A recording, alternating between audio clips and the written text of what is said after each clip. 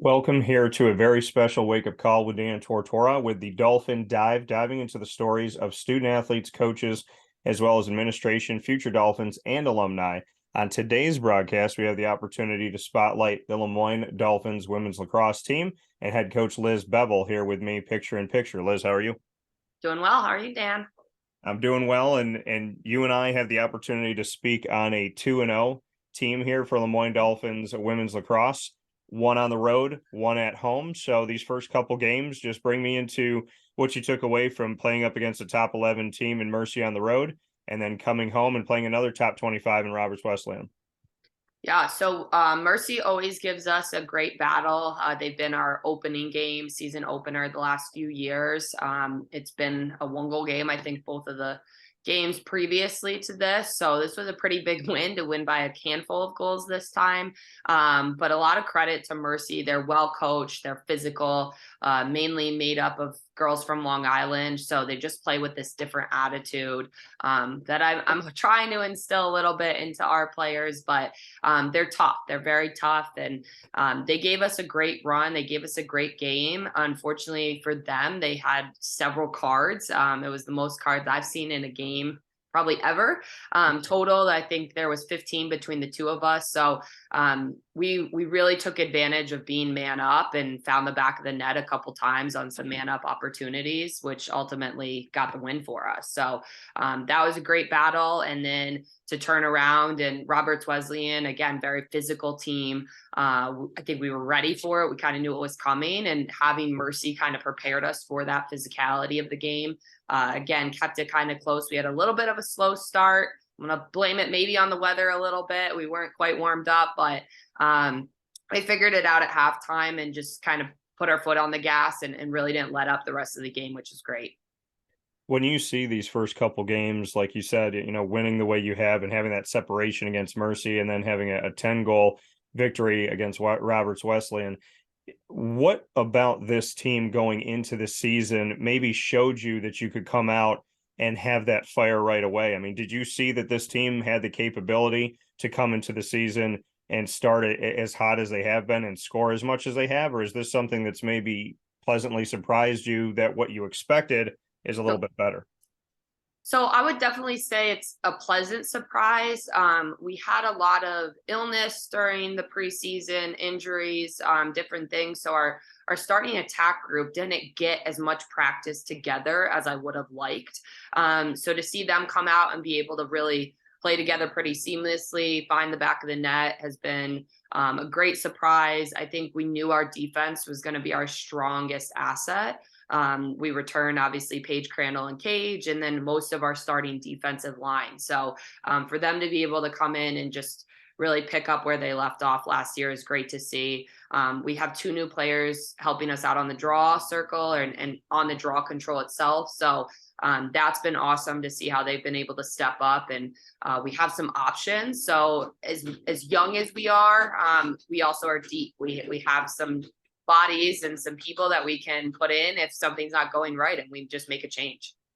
And, that side of it, the rotation, learning as a coach what works. Obviously, each team is going to present to you different things because your roster is going to change a little bit. But the rotation wise, I mean, have you kind of gotten into a groove as a head coach of knowing when you need to get some new blood in there and switch some pieces off? I mean, what can you say to kind of the dance and orchestration of moving people around?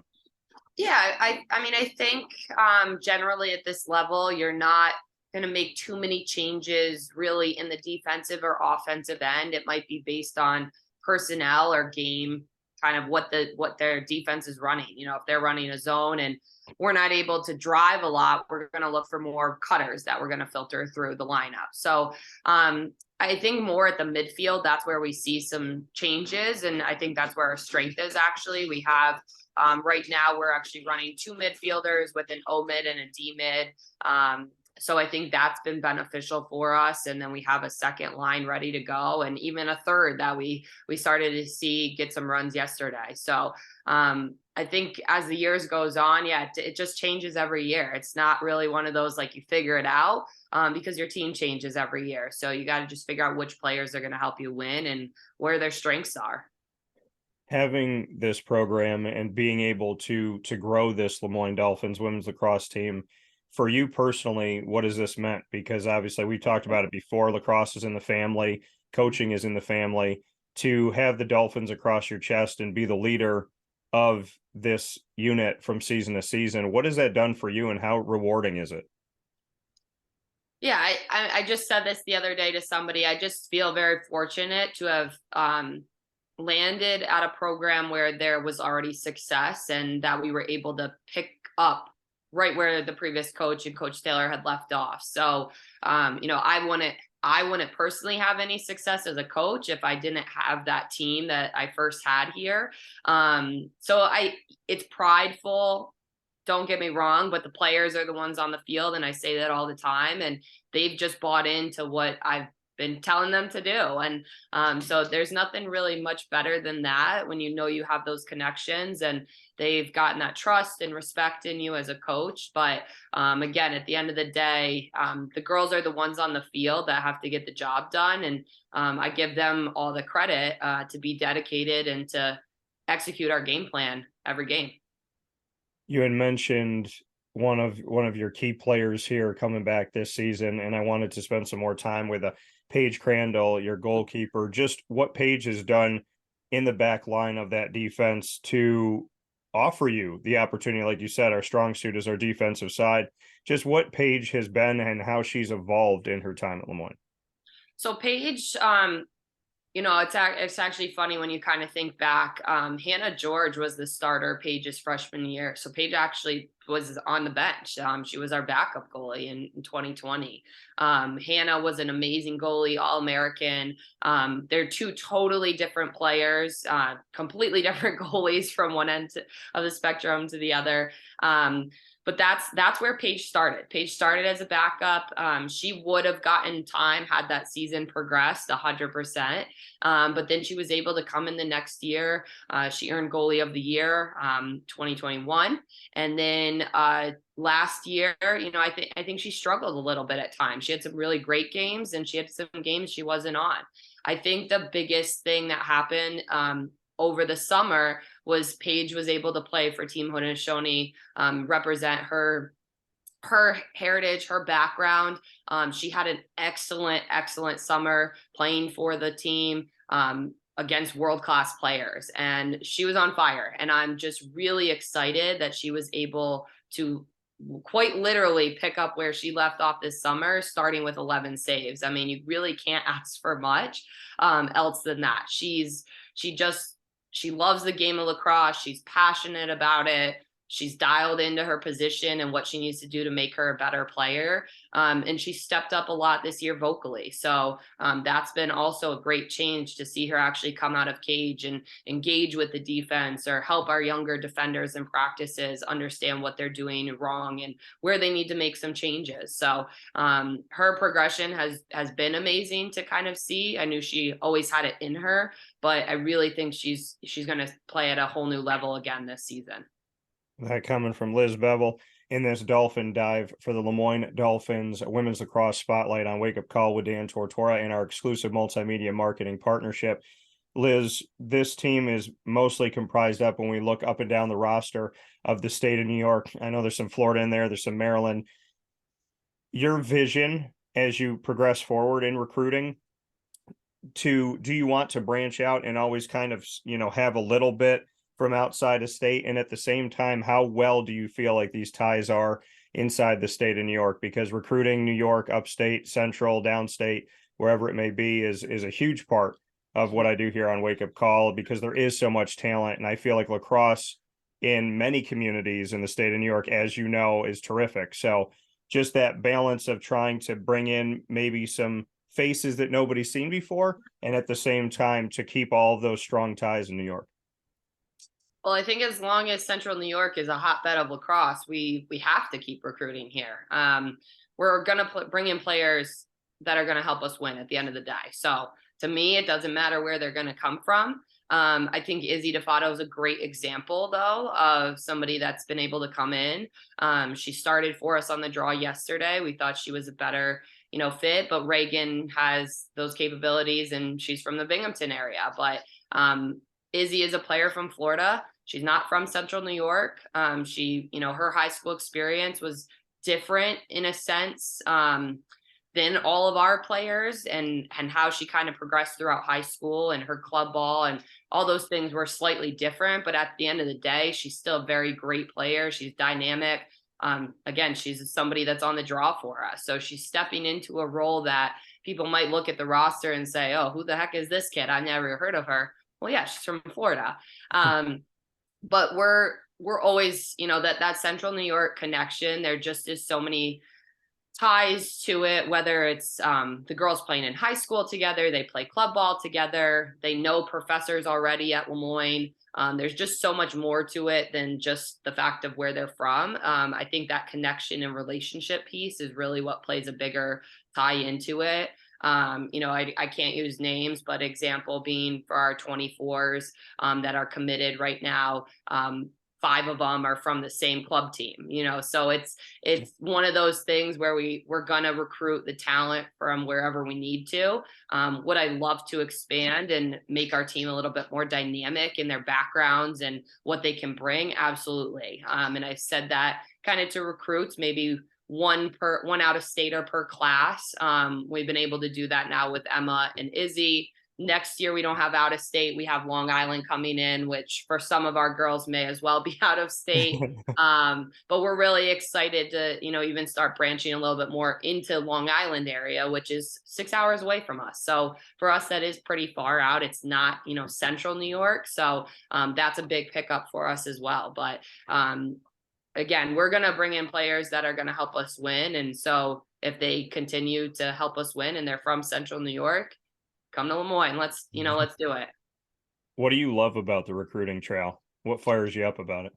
I think for me, being able to talk about the things outside of lacrosse, actually, I'm most proud about our team and their dedication to their academic studies and their dedication to find what's going to be next for them. As much as they want to play lacrosse and they want to win, they're also worried about what they're going to do after college. And we have conversations and we have meetings about, okay, well, what's next? Are we applying to grad school? Let's, start those applications type of thing. So, when you look at our roster and we pretty much have 100% graduation in 4 years. The last few years have been a little bit funky with COVID, but our girls are getting in and out in 4 years and they're finding jobs or they're being offered jobs their junior year, going summer junior year going into senior year, and they're already being offered jobs. So I think that's pretty special. I know when I was at Cortland, that wasn't always the case for me and my teammates. We didn't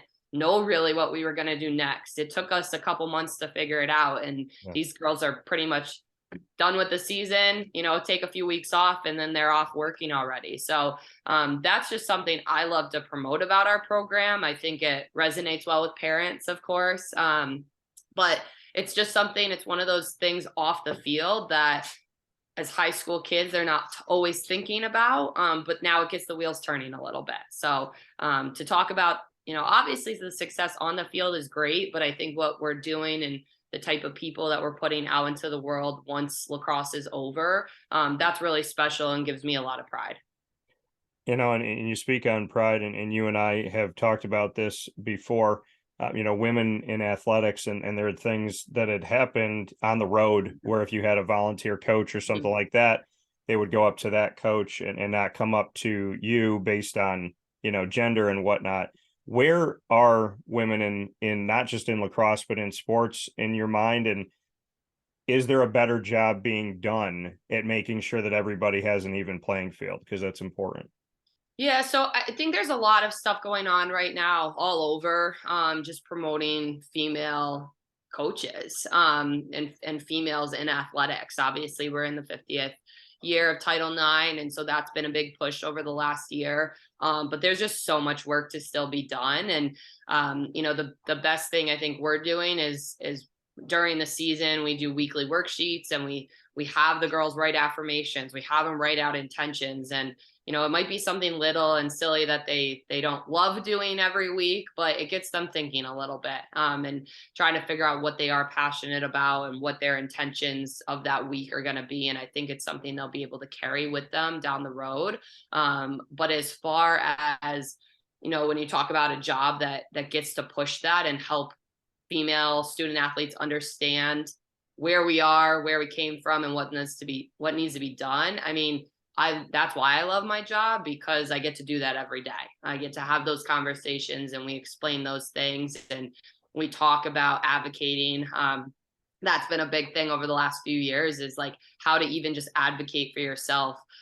Whether that's a simple conversation on the field or it's something off the field, and how you can have that confidence to do so. So, you mentioned going up to like a trainer or male person on staff and just assuming. And that's, I think, where our eyes are kind of opened a little bit. And it's like, there's work to be done. We're not quite there yet, but another thing that's going on right now, the IWLCA, which is the Intercollegiate Women's Lacrosse Association. And I'm a member of the board of directors. But we're fighting pretty hard right now to try to get the 2025 championship weekend to be both male and female together at Gillette Stadium in 2025. So I think that's just, again, an example of there's a lot of work to be done. Why can't we have a championship weekend together for this amazing sport, and where we know we can get a huge fan base? So there's work to be done. That's the biggest thing.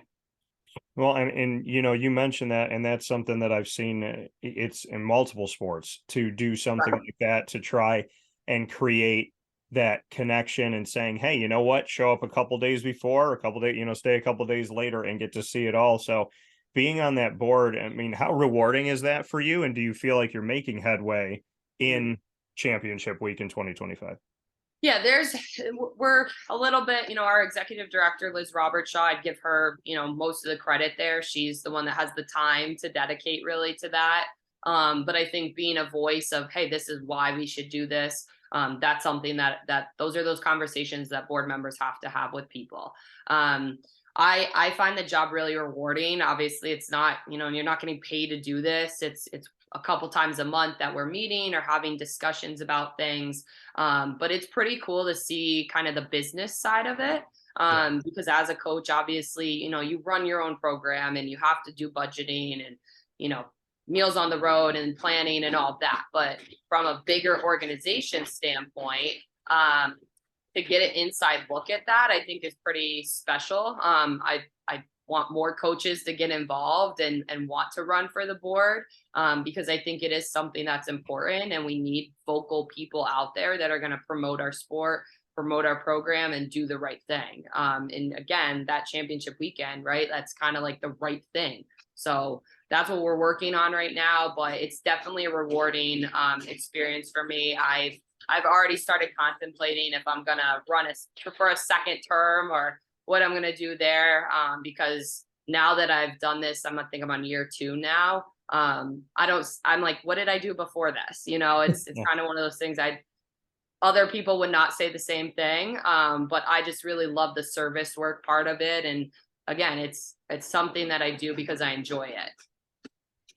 You talked about, obviously going off of what you said, being a part of this and what was life like before it. You also talked about doing things with your team to find their voice. How did you find your voice?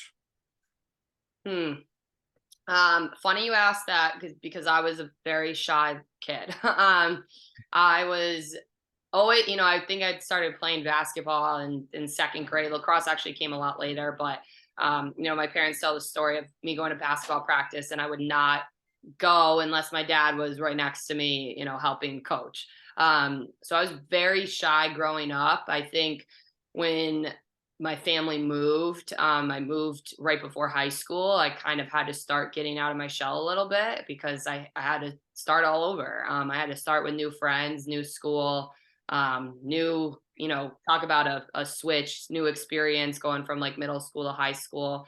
And then in college, again, I just was very passionate. And so I think that's where I was able to really just kind of start speaking up a little bit more, or even just doing some stuff. Again, I was always like the person ordering team sneakers or doing our warm up CD. I just kind of, being from a coaching family, I knew what needed to get done. So I just took that initiative, and then just started to, I think, develop my voice from there, and kind of that leadership quality that I've had. But I would say I've always been, I think being the shy kid though too, I watched a lot of things and observed. And I think when you spend time doing that, then you feel confident talking about what you're seeing because you've actually seen it. And so it took a while. It definitely took a while. And but studying phys ed at Cortland also, that we didn't have to take, I didn't take public speaking. We had to teach in our classes. We had to be vocal. And so I think that I give a lot of credit to my college experience and the leadership role I played on my team through college, and it's just developed since then. You mentioned Cortland a few times, and I know that Cortica and all of that has importance to you as well. The Cortland Red Dragons, a head coach on the men's lacrosse side for many years, Steve Beville, your father. And so you said back in the day, you wouldn't go to basketball practice unless dad was there next to you. Mhm. Now you're both coaching, and dad's not physically there next to you as he coaches, but you've both developed your programs. What do you think your parents would kind of say through their eyes as they saw a little girl who said, "Dad, you got to come to practice with me," and now here's this woman running her own practice and her own team? It's got to be a pretty incredible evolution. Yeah. It's funny. My mom will laugh about it. Because, I'll tell her something that happens and what I said, and she's like, what did you say? And my dad's like, don't do that. So I think, again, my dad's been a coach my whole life. So he's seen the good and the bad, and he's seen the times to speak up and not to speak up, and those, excuse me, those types of things. And I think, again, it brings my mom some joy and some laughter sometimes, just to kind of see, wow, you actually did that. Obviously I think she's very proud. Maybe a little concerned that I went down the same path as my dad did too, in some sense. But it's been a fun experience. And I think, there was even a couple weeks ago, and I'm calling my dad. I'm like, I don't know how to handle this. What do I do? I've had a lot of guidance from him, I guess I would say. We don't talk really about kind of what you asked, like, hey, are you proud of this? Or what are your thoughts on this? But I think, if you were to look back, he'd be like, all right, she's figured it out a little bit, and he's going to take credit for it 100%. But, he'll take some credit. And I think my mom will just be the one that shows that proud side. Does mom ever sit at the table when you all get together and say, "No more lacrosse talk"? Oh, my sister will. Yeah, Lauren will 100%. I don't know that my mom ever really has, but Lauren definitely. And Lauren played lacrosse at our Franklin Pierce Foe in the NE10. But yeah, there are definitely some conversations where it just keeps going, and it's about coaching or team or something. And she's like, "Can we stop? Can we not talk about this? Like, talk about something different." So she keeps us humbled in that sense for sure. Before we close here, going from family to the Finn family, Mhm. having that unique experience with your dad where you get to coach, and not only, most people, if they have a good family, they can call back home and say, "Hey, what do I do in this situation?" You have a multi-layered piece to that because you and your father are in the same profession. So to have that uniqueness in your family, I'd love to get your thoughts on that, where you can have that multi-layered approach.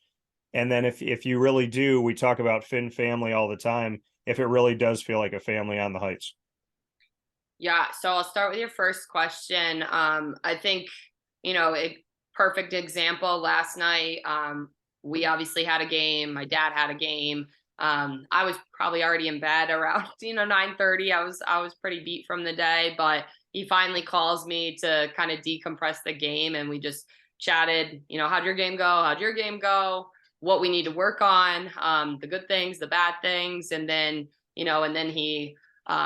He's like, all right, let's chat tomorrow. Like, we'll talk tomorrow about something totally different. So I think being able to go in and out of those conversations is important. Obviously, like you said, you want a support system just for general life, but being able to have that support or somebody to talk to about lacrosse specifically, and then to also just be able to dial into everything else that's going on is important. And then when you talk about family on the Heights, 1,000, 100%. I could go on and on. You mentioned, we had a big fan base at the game, and we have phenomenal parents who travel.